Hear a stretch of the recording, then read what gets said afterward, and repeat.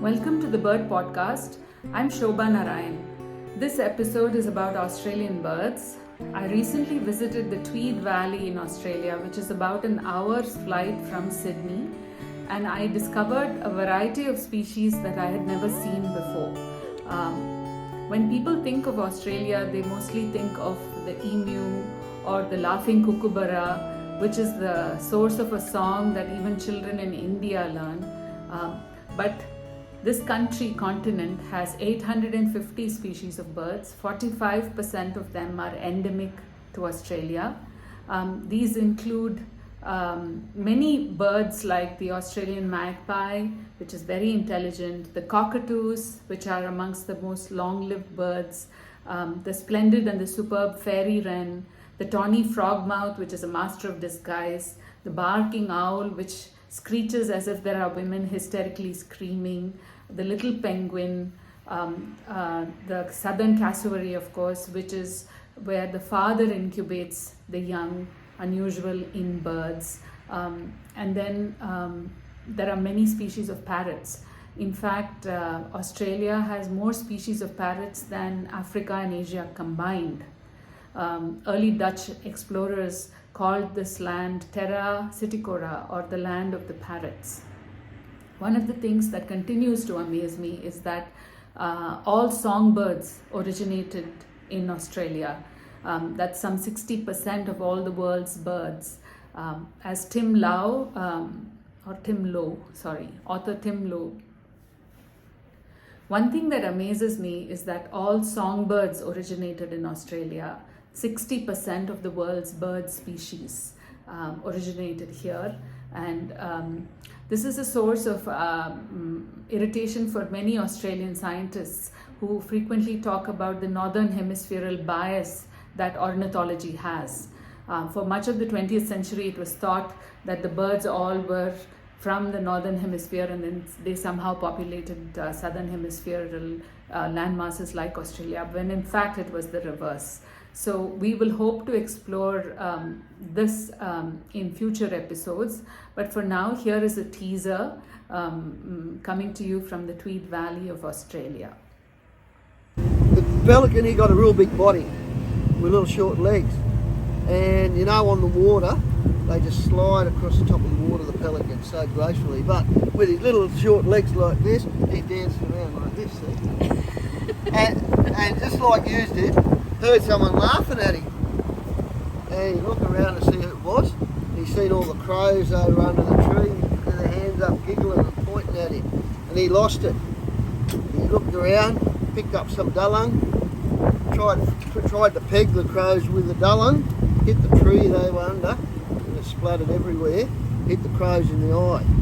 And that's why to this very day the crow is all black and the only white is in the whites of his eyes. I'm here on the Tweed River, and with me is Uncle Frank, an aboriginal elder who lives in the area. He's going to tell us of how birds got their colors. Yeah. Welcome, Uncle Frank, and thank you for being part of the Bird Podcast. Oh, thank you.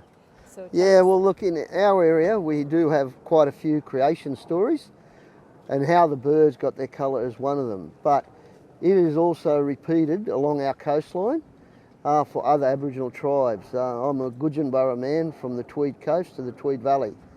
And our story relates to a place, Tom Beatson Lookout, or we call it Junguraba. And Junguraba means where corroboree place of the pelicans. And it goes back to the dream time when all the birds lived together in one big group, and all their feathers were a dull grey colour.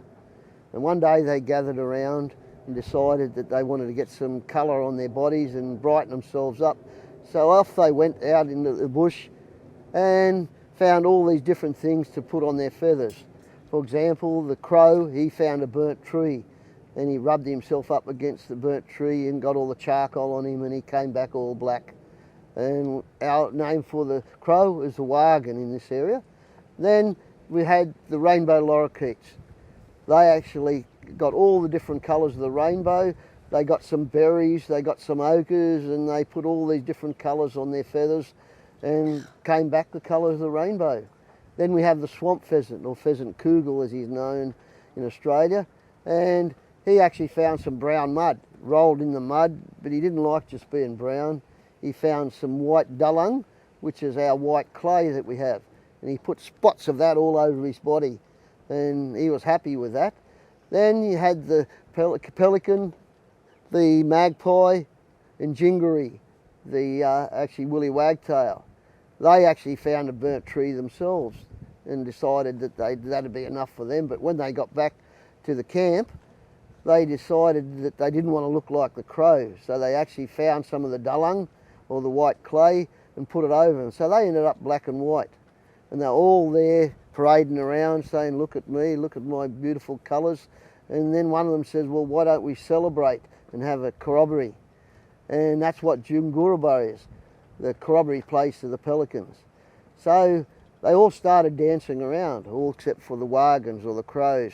They went over under a tree and sat there watching everyone else dance.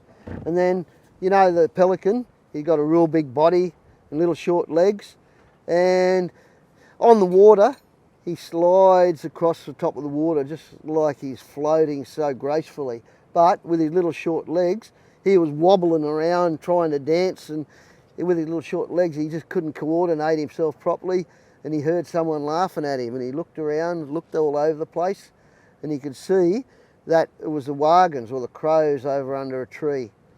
He got really angry with that and he lost it. He looked around and found some of that white dulung, picked it up and tried to peg the crows under the tree.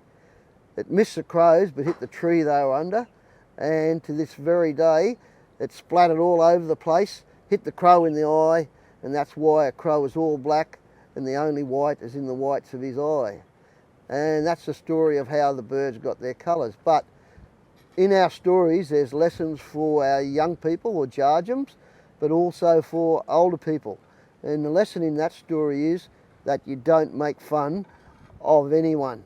You treat them like you'd like people to treat you. You know, that could be they may have a disability, they may wear different clothes, and that is the story of how the birds got their colours.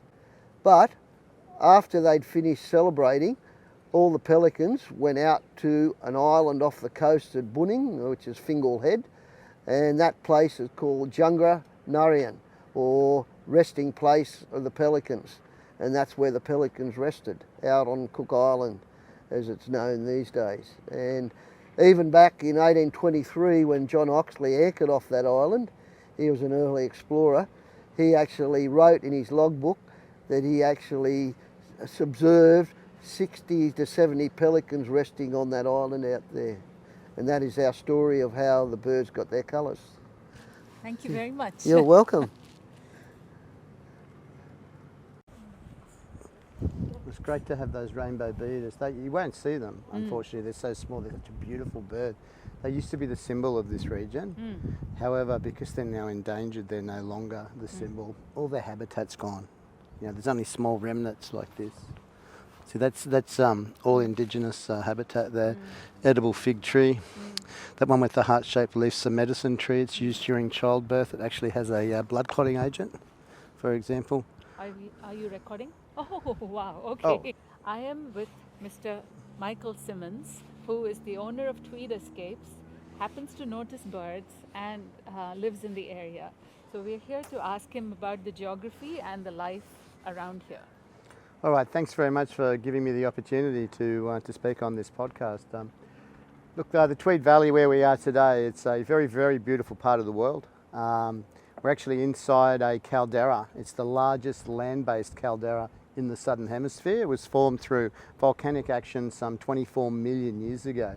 The mountain that you might see in the centre of the caldera, which is essentially a horseshoe-shaped crater-like formation formed 24 million years ago,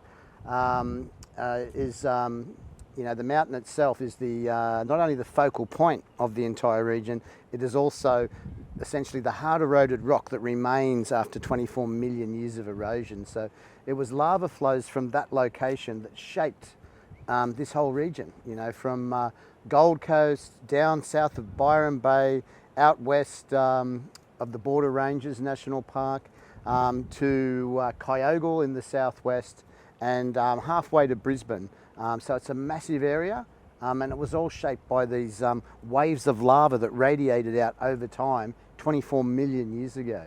So the Mount Warning Shield Volcano Complex is actually the best example of an eroded shield volcano complex in the world. Okay, and there's a lot of bird life around here. Yeah, look, we've got incredible biodiversity here, and that of course incorporates both flora and fauna, and certainly bird life. Lots of types of water birds. There's lots of types of, I'm going to use the example of raptors, raptors being eagles and kites and falcons and harriers and ospreys, etc., etc. So there's 24 diurnal raptors found over the entire continent of Australia. Of that 24, 3 are desert dwelling only, but the other 21 are all sighted here in this region. And if we have some of your guests, some groups come here, they can go to Stotts Island, which is a rainforest island, and 9 of those species are actually nesting on that island right now. My word. Yeah, so incredible biodiversity here. We saw a lot of cormorants and oyster catchers. Yes. Rainbow lorikeets as well, you were saying. Yeah, rainbow lorikeets, rainbow beaters were actually in the trees just behind us momentarily, a few moments ago, sorry. And we saw a couple of sooty oyster catchers fly past us, and in the bay, the shallow bay area behind where we are now, there's pelicans, there's cormorants, there's Australasian darters, there's egrets, and lots of other water birds as well. Thank you, Michael, for your time. Thank you very much. Bird Podcast is produced by Ullasa Anand and Equate You. I'm Shobha Narayan. Thank you for listening. Thank you for watching.